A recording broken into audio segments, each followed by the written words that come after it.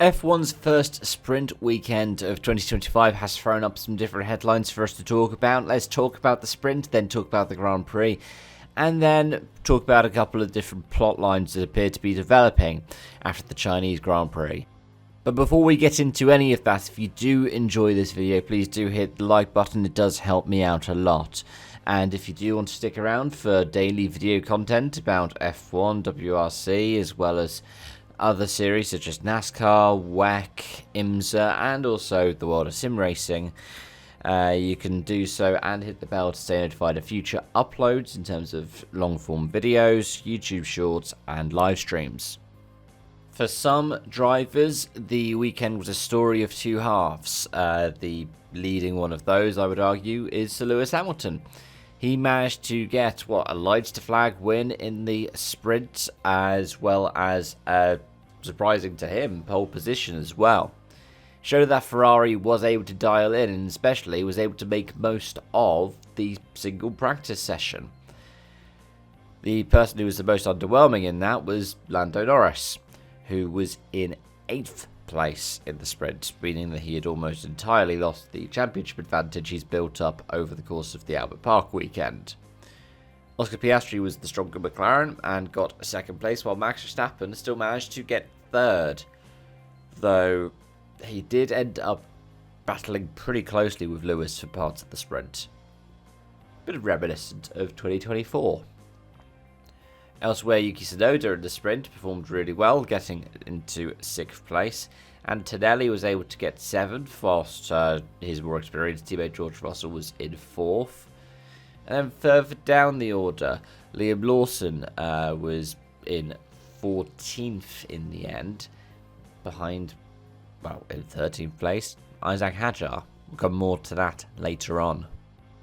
Because in the race itself, it barely looked like Piastri was under threat all of that second half of the weekend.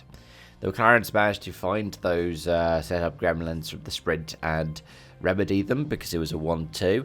But Norris did have to fend off Russell, and also Verstappen was proving pretty tricky for some of the other drivers. He was 5 seconds behind Russell at the end. The main thing was that he'd managed to battle away with the Ferraris. Lewis Hamilton losing out, even though he was ahead out of the two Ferraris for quite a fair portion of the race because he was on a 2-stop strategy. Leclerc, able to look after the tyres better, beat his teammate by 0.2 of a second. But Verstappen, really well done by him over the course of the weekend. It wasn't any, starring performance, but 3rd in the sprint, and then 4th in the Grand Prix. That Red Bull, I don't think has any business being necessarily up there. Likewise, let's talk about the Haas's that seemed so off the pace in Australia. They were, 50 seconds off the win in this race, but Ocon got 7th, Behrman got 10th, a double points finish. Antonelli and Albon was sandwiched between the two.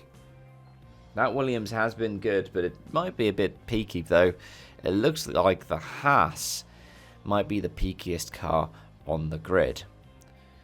Outside of that, we had the Alpine of Gasly. Was that 2 weeks in a row he's gotten P11 now? Lance Stroll in 12th, Sainz in 13th. And then we had Hadjar, Lawson, Doohan, and then the cars that were a lap down, Bortoletto, Hülkenberg, and poor Yuki Tsunoda. I know it sounds strange to look at the championship standings after just 2 races, but let's talk about this quickly. Lando Norris on 44 points. Seems very blessed, that kind of lead. It's 8 points over 2nd place, which is still Max Verstappen. Really well done by Max for that over the course of the weekend. George Russell is in 3rd after a 3rd, a 4th, and a 3rd on 35 points, just 1 point behind Verstappen, whilst Oscar Piastri is now only 1 point behind George Russell, despite the fact that in the Australian Grand Prix he was 9th. It's testament to how strong that McLaren has been over the course of the weekend. Antonelli is in 5th on 18 points, the same amount of points as Charles Leclerc in 6th. While 7th place is Lewis Hamilton, 1 point behind Leclerc and Antonelli.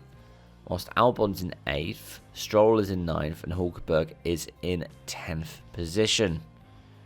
All in all, we have 13 different point scorers so far this season. I believe the only team to not have points already is Alpine. And that's because Paul Gasly has been 11th in both Grand Prix.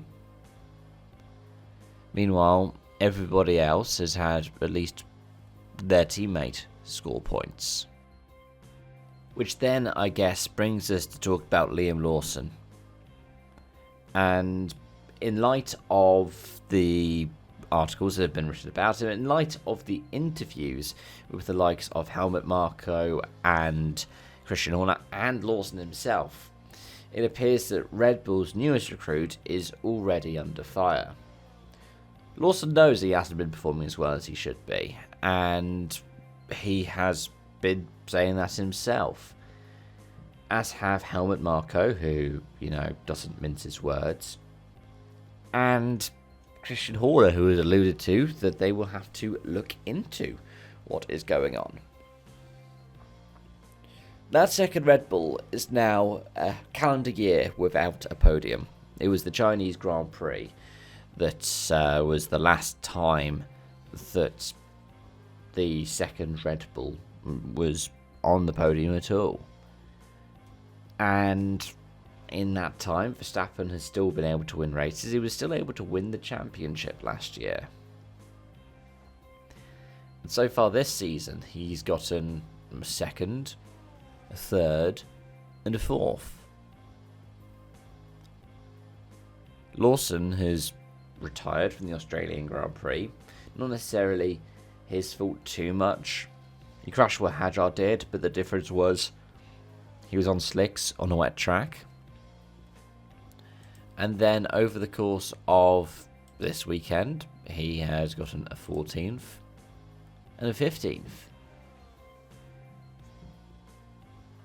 So, I guess the question is, what does Red Bull do for Liam Lawson, or do with him? I'd argue, as he has also pointed out, though he's saying he's created no excuses for himself, that part of it is the culture shock of changing teams. Even though RB and Red Bull are, very similar, they keep a lot of common parts, the way that they build the cars is by necessity different now to be able to conform to F1's rules.